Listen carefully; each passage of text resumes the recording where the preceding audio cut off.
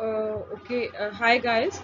I am back with another video, this time a hematology tutorial, and I'm sorry that there was some delay in putting up those tutorials before. Um, there was some tragedy in my family and I could not do it.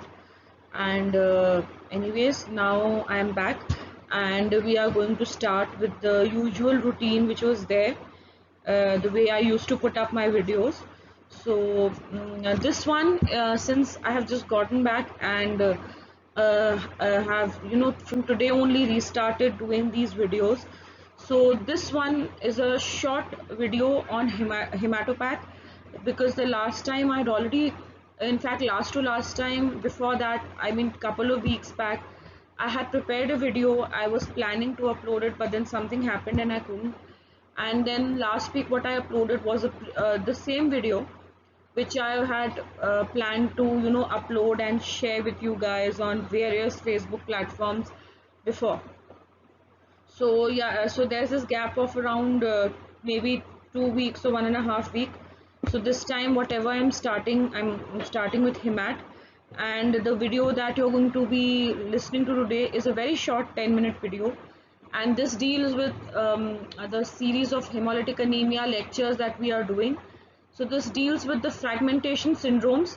Actually, what it means is conditions where you see a lot of schistocytes in your peripheral smear, and what conditions can overlap and how to recognize them. All right. So moving on. See, what are schistocytes? They are there's a classic ICS's definition for schistocytes. These are fragmented or irregularly shaped red cells, which are not having a central pallor. Any other deformed or irregularly shaped red cell with the smallest hint of a central pallor present is not a schistocyte. A schistocyte can be of any shape. It can be triangle, or it can be like a helmet, or it can be just a crescent, something like this, or it can be just a round something, a fragment. The thing is that there should not be any central pallor. Any cell of these shapes having a central pallor is not a schistocyte. So that is a very defined way of a very textbookish definition of a schistocyte, because most of you might be getting confused when to call an RBC a schistocyte. So this is when you call it a schistocyte. And according to the ICSH guidelines, less than 1% of these schistocytes in your peripheral smear is insignificant. Or the flip side of the same statement is that more than 1% of these schistocytes in your PS is significant. Okay, and what are the common causes? Any reason which causes the blood to break in your body. It can be externally caused, it can be due to internal pathogenesis going on, will lead to a schistocyte fragment in the RBC, in the peripheral smear. Hemolysis of any reason can lead to schistocytes. The common things actually mentioned in textbooks are, this is known as cardiac hemolytic anemias. When you have valves synthetically placed in surgeries, when there is problem in the mitral valve, or and you get a valve placed, valve replacement surgery is there, tricuspid and bicuspid valves, when they are replaced, then that causes those valves. They are made of fibers, and those synthetic fibers, they cause mechanical fragmentation of RBCs when the blood flows through the heart, and that can lead to hemolytic anemia, which you can easily see on the PS. Then microangiopathic hemolytic anemias, we all know. March hemoglobin urea, very common in soldiers. They practice and march, and that extreme force of foot when it goes left and right on the drum beat. They do it continuously for 4 hours, 5 hours, 6 hours. That causes the RBCs to break, and the free hemoglobin is then flushed out from the body through the urine. And then there's non-MAHA, that is genetic or acquired causes of hemolysis leading to schistocytes.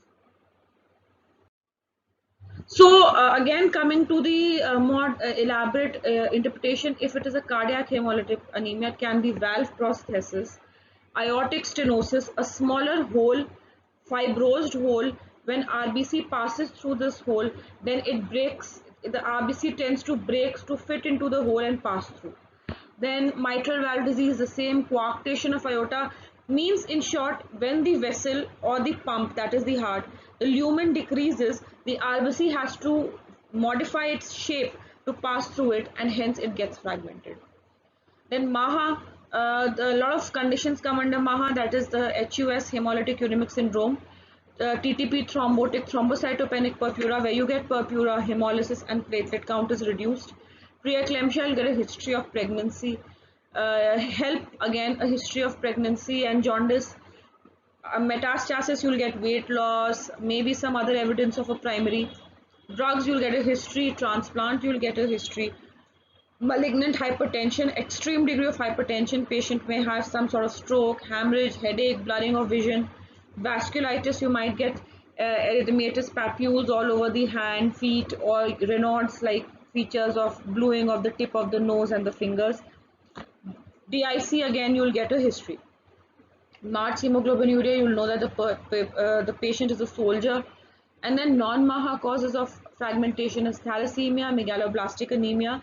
We all know that due to ineffective erythropoiesis and dysmorphic RBCs and the early pre-stages of RBCs, the RBCs break in megaloblastic anemia. Hence, they say that megaloblastic anemia is always accompanied with a component of hemolysis, and hence we get serum LDH done in cases of megaloblastic anemia. And of course, thermal injury, that is when a patient is there with burns or etc. So these are schistocytes. You will now not get any form of central pallor in these. This I am a little skeptical about because this has some central pallor. So this can be more of a acanthocyte or a poikilocyte, but not a schistocyte. This is a normal RBC. The only thing is that the refraction at which we are seeing, we can feel that there's no pallor, but if the lighting and the setting would have been correct, then you would have seen a pallor. Alright, because it is a biconcave structure in RBC. So if you're seeing it from here, you might not see the pallor. You are seeing it from here, you might see the pallor. So basically, it's a schistocyte is a very irregular cell with no central pallor. Again, this is from Tejinder Singh Sir's book. Here you can see the entire mechanism of how a bacterial toxin causes endothelial damage. Then the collagen of the basement membrane gets exposed. There are platelet aggregates. There's red cell fragmentation causing hemolysis. And similar mechanism of platelet getting aggregated on capillary wall, then red cell getting rubbing on those platelet aggregates and fragmenting occurs in TTP and malignant hypertension also.